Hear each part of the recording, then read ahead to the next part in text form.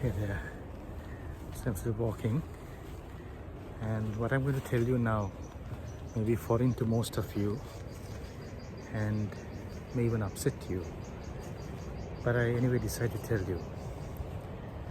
So what drove me most towards meditation, Vipassana meditation, is as a doctor I have seen immense amount of suffering. I have seen patients dying.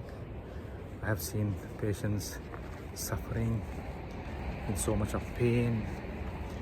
And also when I had my own heart attack, I realized that life is so fragile. At that moment, I could have died. I nearly faced death. But I was able to observe my cardiac pain, and with whatever happened, if I die, I die. If I don't die, I don't die. I was able to observe also the cardiac pain and all the mental emotions and thoughts that I was having. So I was ready for anything. And at that time I realized that everything is useless in this world. Everything. There is no...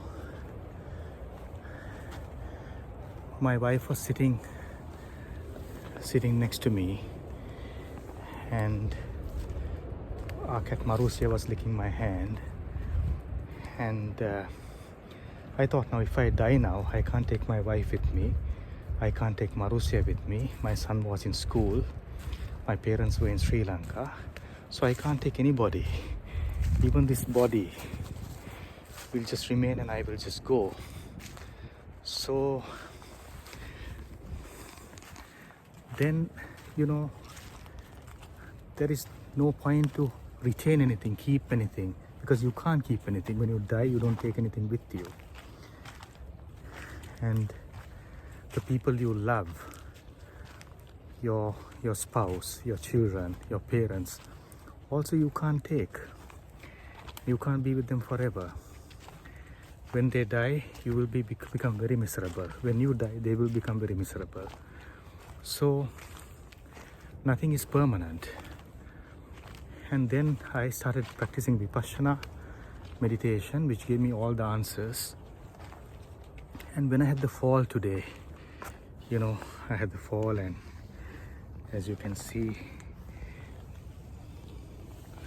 for a moment I came back to kind of my senses towards my meditative life, because I have been kind of a little bit obsessed with beauty of the plants, the rocks, the trees on this path, the sunsets, the sunrises, and been talking to you so much and saying that it's so beautiful and everything, which is true.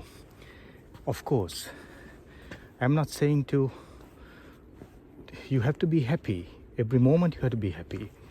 But when you learn to meditate, there is a kind of a happiness that comes from inside. Whatever outside doesn't matter. Because actually we don't have control over anything.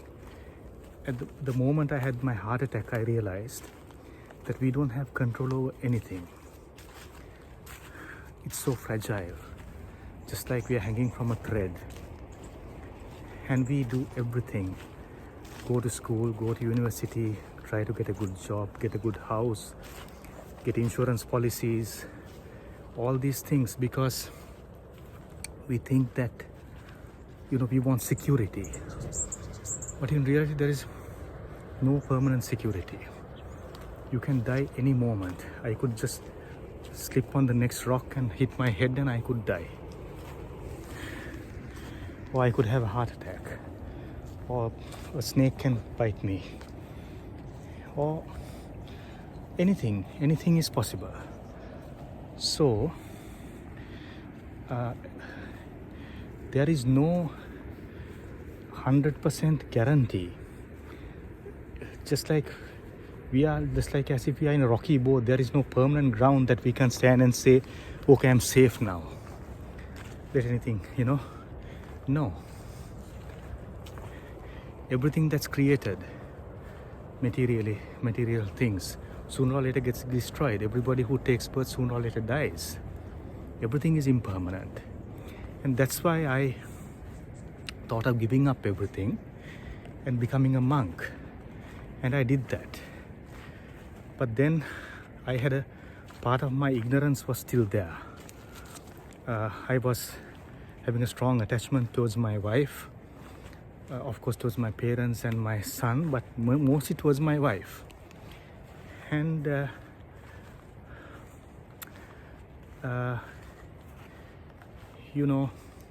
and then I came back. So, but now I'm trying to practice Vipassana, to serve courses, and to also meditate myself, and to, as a lay person, to achieve the same goal a monk would do.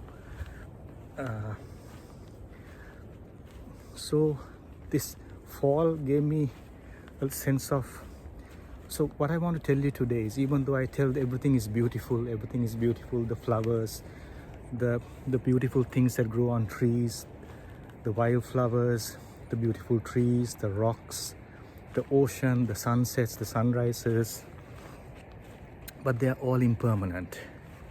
Everything is impermanent. Nothing lasts forever. So the real happiness comes from purification of your own mind. When you let go of all the defilements, letting go of anger, hatred, ill will, animosity. So basically letting go of the defilements is the thing that is most worthwhile thing to do, and cultivate things like loving kindness, compassion, goodwill for others, wanting to give dana, or wanting to serve others without expecting anything in return. And all those qualities can be developed at a deeper level by practicing Vipassana meditation. So it's like, it's the biggest blessing that I've received in my life. And so I started to meditate while I'm walking now. I was feeling the impermanence. Of course, you will not understand what I'm saying unless you're a meditator in this tradition of Vipassana that I'm practicing. So I can feel the impermanence in my body. Just the sensations always arising and passing. Very easily I can feel the soles of my feet, the palms of my hands. Just, nothing is constant. Even the pains here and there, even the pains are not constant. So when I had my heart attack, I could also feel, I was able to observe the cardiac pain just arising and passing. It was not permanent, so it didn't bother me. I think that's what happened, and I'm pretty sure that's what happened. And so actually saved my life. All right, thanks for listening. And if you're interested, please go to my blog. So I have my YouTube channel where I have these videos. I have my blog where I go 1 or 2 or 3 or 4 steps deeper into the realities that I have realized. This and it's more spiritual. So it's all in writing. So you can go to my blog and see. And there is also a link for Vipassana meditation. If you want to take a course, it's completely free of charge. So I'm not a Vipassana teacher. I can't teach you. But there are qualified teachers who can teach you. And the technique is taught step by step over 10 days. And the food, the lodging, everything is provided. There are, I think, 200 plus centers all over the world today. You can take the same course that I took, my first course, which was about 16-17 years ago, and the same course that I still take in any of the 200 plus centers all over the world. Vipassana as taught in the tradition, as taught by S.N. Goenka in the tradition of Sayagyi Ken. So please go and see. Thank you. I'll just continue with my hike now. May you truly be happy. Truly be happy. May you truly be happy.